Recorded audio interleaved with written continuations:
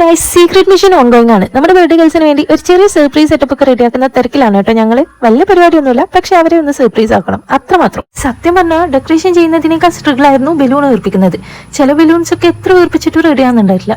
വേറെ ആണെങ്കിൽ വീർപ്പിച്ച് വരുമ്പോഴേക്കും പടക്കം പൊട്ടുന്ന പോലെ അങ്ങ് പൊട്ടിയും പോകും. ഓരോ ബലൂൺസ് പൊട്ടുമ്പോഴും ഞങ്ങൾ ആകെ ടെൻഷനിലായിരുന്നു. താഴെ ആന്റി ഉണ്ടല്ലോ, ഇനി ഈ സൗണ്ട് കേട്ട് സർപ്രൈസ് ഒക്കെ പൊളിയോന്നുള്ള. പിന്നെ പെട്ടെന്നുള്ള പ്ലാനിങ് ആയതുകൊണ്ട് ഞങ്ങൾ മനസ്സിൽ കണ്ട ലെവൽ സെറ്റപ്പ് ഒന്നും ഞങ്ങൾക്ക് കിട്ടിയിട്ടുണ്ടായിട്ടില്ല.